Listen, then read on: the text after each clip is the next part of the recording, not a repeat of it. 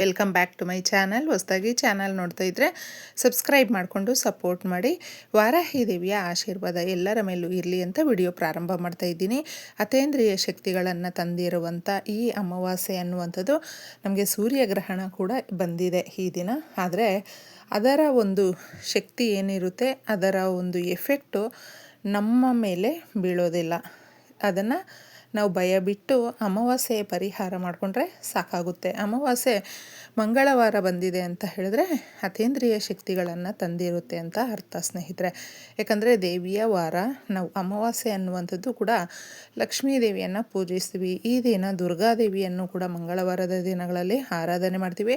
ಹಾಗೂ ಕುಜನಿಗೆ ಸಂಬಂಧಪಟ್ಟಂಥ ಪರಿಹಾರಗಳನ್ನು ಯಾರು ಮಾಡ್ಕೊಳ್ತಾರೆ ನೋಡಿ, ಅವ್ರಿಗೆ ಹೆಣ್ಮಕ್ಳಾಗಿರಬಹುದು ಗಂಡು ಮಕ್ಕಳಾಗಿರಬಹುದು, ಏಜಿಗೆ ಬಂದಿರುವಂಥ ಮಕ್ಕಳು, ಮದುವೆ ಆಗಬೇಕು ಅಂತ ಪೇರೆಂಟ್ಸು ತುಂಬಾ ಪೋಷಕರು ಅವ್ರ ಬಗ್ಗೆ ಬೇಕಾದಷ್ಟು ಕಾಳಜಿ ವಹಿಸ್ಕೊಂಡಿರ್ತಾರೆ.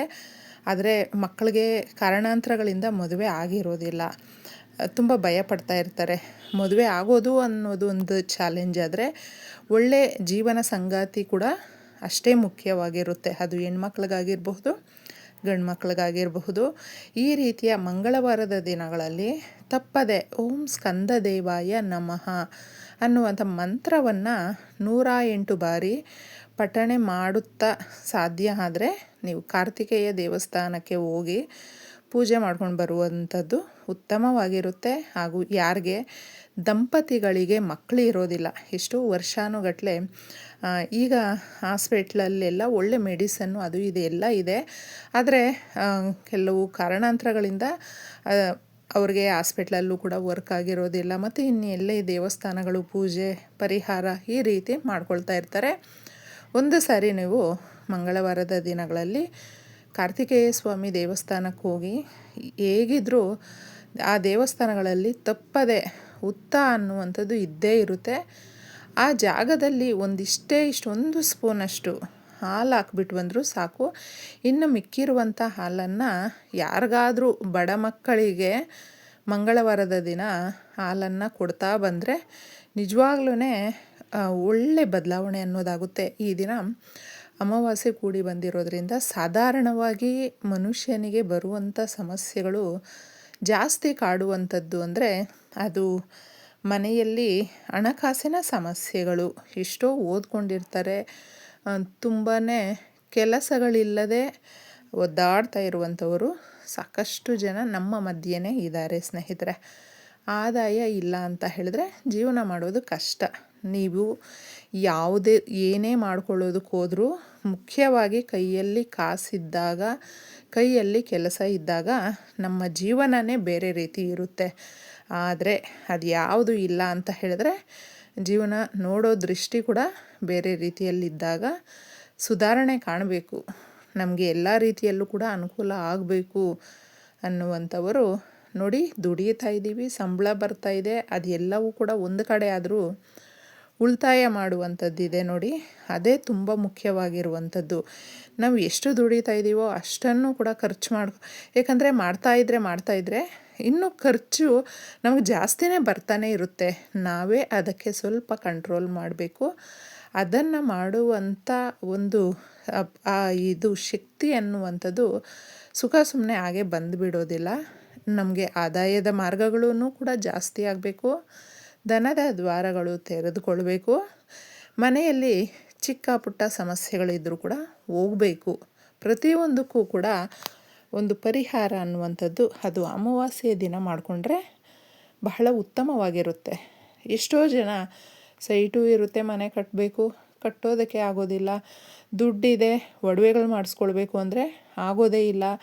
ಏನಾದರೂ ತಗೊಳ್ಬೇಕು, ಯಾವುದ್ರ ಮೇಲೆ ಆದರೂ ಒಳ್ಳೆ ರೀತಿಯಲ್ಲಿ ಇನ್ವೆಸ್ಟ್ ಮಾಡಬೇಕು, ಎಲ್ಲದಕ್ಕೂ ಒಂದು ಬುದ್ಧಿಶಕ್ತಿ ಬೇಕು, ಸಮಯ ಬೇಕು. ಹಾಗೆ ನಾವು ಇದನ್ನು ಕೂಡಿಡೋದಕ್ಕೂ ಕೂಡ ದುಡ್ಡು ಅನ್ನುವಂಥದ್ದು ಬಹಳನೇ ಮುಖ್ಯವಾಗಿರುತ್ತೆ ನೋಡಿ. ಇಷ್ಟೆಲ್ಲ ಇದೆ ಒಂದು ಜೀವನಕ್ಕೆ ಅಂತ ಹೇಳಿದ್ರೆ ಅದನ್ನು ಕೆಲವೊಂದು ನಮಗೆ ಅಟ್ಲೀಸ್ಟ್ ಸರಾಗವಾಗಿ ಸಾಗೋದಕ್ಕೂ ಕೂಡ ಇದು ಸಹಾಯ ಮಾಡುತ್ತೆ ಅಂತ ಹೇಳ್ಬಹುದು. ನಿರ್ದಿಷ್ಟದ ಕೆಲಸಗಳು ಅನ್ನೋದು ಇರುತ್ತೆ ಒಬ್ಬ ಮನುಷ್ಯನಿಗೆ. ಅದು ಎಷ್ಟೋ ತಿಂಗಳಿಂದ ವರ್ಷದಿಂದ ಏನು ಅಂದುಕೊಂಡ್ರೂ ಕೂಡ ಆಗ್ತಾ ಇರೋದಿಲ್ಲ, ಸಕ್ಸಸ್ಸೇ ಬರ್ತಾ ಇರೋದಿಲ್ಲ. ಪ್ರತಿ ಬಾರಿ ಕೂಡ ಅದರ ಮೇಲೆ ನಾವು ಎಷ್ಟು ಕಾನ್ಸಂಟ್ರೇಷನ್ ಇಟ್ಟರೂ ಮತ್ತೆ ಮತ್ತೆ ಅದರಿಂದ ಸೋಲು ಅನ್ನುವಂಥದ್ದು ಕೇಳಿಬರ್ತಾನೆ ಇರುತ್ತೆ. ಆ ರೀತಿಯ ಕೆಲಸಗಳು ಕೂಡ ಸರಾಗವಾಗಿ ಆಗಬೇಕು ಅಂದರೆ ಈ ದಿನ ರಾತ್ರಿ ಈ ಪರಿಹಾರವನ್ನು ಮಾಡ್ಕೊಳ್ಳಿ. ನೋಡಿ, ಒಂದೊಂದು ವಸ್ತುವು ಕೂಡ ಇದಕ್ಕೆ ನಮಗೆ ಕಲ್ಲುಪ್ಪು ಬೇಕಾಗಿರುತ್ತೆ, ಅರಿಶಿಣ, ಕುಂಕುಮ, 11 ರೂಪಾಯಿ ನೀವು ಕಾಯಿನ್ಸನ್ನು ತಗೊಳ್ಳಿ, ಹಾಗೆ ಕಲ್ಲುಪ್ಪನ್ನು ತಗೊಳ್ಳಿ. ನೋಡಿ, ಸಮುದ್ರ ಗರ್ಭದಲ್ಲಿ ನಮಗೆ ಆ ಮಂಥನ ನಡೆದಾಗ ಸಿಕ್ಕಿದಂಥ ಅಮೃತದ ಜೊತೆ ಬಂದಿರುವಂಥ ಈ ಕಲ್ಲುಪ್ಪು ಕೂಡ ಸಮುದ್ರದಲ್ಲೇ ಸಿಕ್ಕಿರುವಂಥದ್ದು, ಬಹಳ ಶ್ರೇಷ್ಠವಾಗಿರುವಂಥದ್ದು. ಅರಿಶಿಣದ ಕೊಂಬು ಇದಕ್ಕೆ ಬೇಕಾಗುತ್ತೆ. ಇದನ್ನೆಲ್ಲವೂ ಕೂಡ ನಮ್ಮ ಮನೆಯಲ್ಲೇ ಇರೋದ್ರಿಂದ ನಾವು ಹೊರಗಡೆಯಿಂದ ಯಾವುದನ್ನು ಕೂಡ ತಗೊಂಡು ಬರಬೇಕು ಅಂತ ಇರೋದಿಲ್ಲ. ನಮ್ಮ ಹಣಕಾಸಿನ ಸಮಸ್ಯೆಗಳನ್ನು ಮುಖ್ಯವಾಗಿ ಅಂದರೆ ಒಬ್ಬ ಮನುಷ್ಯನಿಗೆ ಯಾವಾಗಲೂ ಕಾಡ್ತಾ ಇರುವಂಥದ್ದು ಯಾವುದಾದ್ರೂ ಇದೆ ಅಂದರೆ ಅದು ದುಡ್ಡು ಕಾಸು. ಮಕ್ಕಳಿಗೆ ಸೇರಿಸ್ಬೇಕು ಸ್ಕೂಲ್ಗೆ ಅಂದರೆ, ಮಕ್ಕಳಿಗೆ ಹೊಸ ಬಟ್ಟೆ ತಗೊಳ್ಬೇಕು ಅಂದರೆ, ನಾವು ತಗೊಳ್ಬೇಕು ಅಂದರೂ ಸಂಸಾರಕ್ಕೆ ಪ್ರತಿಯೊಂದಕ್ಕೂ ಹಾಲು ನೀರು ಪ್ರತಿಯೊಂದು ಕೂಡ ಸಣ್ಣದಿಂದ ಹಿಡಿದು ದೊಡ್ಡರ ತನಕ ಕೂಡ ಖರ್ಚು ಮಾಡೇ ತಗೊಂಡು ಬರಬೇಕು. ಹಾಗಿರಬೇಕಾದ್ರೆ ದುಡ್ಡಿಗೆ ಎಷ್ಟೊಂದು ಪ್ರಾಮುಖ್ಯತೆ ಅನ್ನೋದು ಇರುತ್ತೆ. ಅದನ್ನು ಸಾಕಷ್ಟು ಜನ ದುಡ್ಡು ಅಂದರೆ ನಮ್ಗೆ ಇಂಪಾರ್ಟೆಂಟ್ ಅಲ್ಲ, ದುಡ್ಡು ಅಂದರೆ ನಮ್ಗೆ ಇಂಪಾರ್ಟೆಂಟ್ ಅಲ್ಲ ಅಂತ ಹೇಳ್ತಾರೆ. ದುಡ್ಡೇ ಇಂಪಾರ್ಟೆಂಟು ಸ್ನೇಹಿತರೆ. ಆದರೆ ಅದನ್ನು ಎಷ್ಟು ಬಳಸ್ಕೊಳ್ಬೇಕು, ಯಾವ ರೀತಿ ಬಳಸ್ಕೊಳ್ಬೇಕು, ಏನಕ್ಕಾಗಿ ಬಳಸ್ಕೊಳ್ಬೇಕು ಅನ್ನೋದು ಗೊತ್ತಿರಬೇಕು ಅಷ್ಟೇ ನಮಗೆ. ಒಬ್ಬ ಮನುಷ್ಯನಿಗೆ ಬೆಲೆ ಬರುವಂಥದ್ದು ಕೂಡ ದುಡ್ಡು ಕಾಸಿದ್ದಾಗಲೇ. ಇದನ್ನು ಗಳಿಸ್ಕೊಳ್ಳೋದಕ್ಕೆ ಇದೊಂದು ಮಾರ್ಗ ಅಂತ ಹೇಳಬಹುದು. ಕೆಲಸ ಮಾಡ್ತಾ ಇದ್ದೀವಿ, ಅದರ ಜೊತೆ ಇದನ್ನು ಮಾಡ್ಕೊಳ್ಬೇಕು ಸ್ನೇಹಿತರೆ. ನಾವು ಕೆಲಸನೇ ಮಾಡದೆ ಈ ಪರಿಹಾರಗಳನ್ನು ಮಾಡ್ತೀವಿ ಅಂದರೆ ದೇವರು ಕೂಡ ನಮ್ಗೆ ಸಹಾಯ ಮಾಡೋದಿಲ್ಲ. ಅದಕ್ಕೋಸ್ಕರ ಗಮನವಿಟ್ಟು ಒಂದು ಬೌಲಲ್ಲಿ ಇಷ್ಟು ವಸ್ತುಗಳನ್ನು ಹಾಕ್ಕೊಳ್ಳಿ. ಸಂಜೆ ನೀವು ದೇವ್ರ ಮನೆಯಲ್ಲಿ ಇಡಿ, ಕೇಳ್ಕೊಳ್ಳಿ ಸಂಕಲ್ಪ ಮಾಡಿಕೊಂಡು. ಗಾಜಿನದ್ದಾದರೆ ಬಹಳ ಉತ್ತಮವಾಗಿರುತ್ತೆ, ಇಲ್ಲಾಂದರೆ ಮಣ್ಣಿನದ್ದು. ನಿಮ್ಮ ಮನೆಯಲ್ಲಿ ಯಾವುದು ನಿಮಗೆ ಆ ಟೈಮ್ಗೆ ಸಿಗುತ್ತೋ ಅದನ್ನೇ ತಗೊಳ್ಳಿ, ತೊಂದರೆ ಇಲ್ಲ.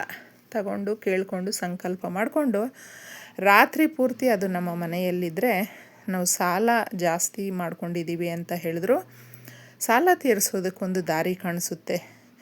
ನಾವೇ ಮತ್ತೆ ಇನ್ನೊಂದು ಮೆಟ್ಟಿಲು ಮುಂದೆ ಹೋಗ್ತೀವಿ. ಸಾಲ ಇಷ್ಟು ದಿನ ತಗೊಂಡಿರ್ತೀವಿ, ಸಾಲ ತೀರಿಸಿ ಸಾಲ ಕೊಡುವ ಮಟ್ಟಕ್ಕೆ ಶಕ್ತಿ ಅನ್ನುವಂಥದ್ದು ಬರುತ್ತೆ. ಸಾಧಾರಣವಾಗಿ ಈ ಪರಿಹಾರಗಳಲ್ಲಿ ಅಷ್ಟೊಂದು ಶಕ್ತಿ ಇರೋದ್ರಿಂದ ನಂಬಿಕೆ ಇಟ್ಟು ಮಾಡ್ಕೊಳ್ಳಿ. ಮಾರನೇ ದಿನ ಇದನ್ನು ತಗೊಂಡೋಗಿ ಆದಷ್ಟು ನೀರಿರುವಂಥ ಜಾಗದಲ್ಲಿ ಹಾಕಿಬಿಟ್ಟು ಬನ್ನಿ. ಇಷ್ಟೇ ಸುಲಭವಾಗಿ. ಒಳ್ಳೆಯದಾಗಲಿ.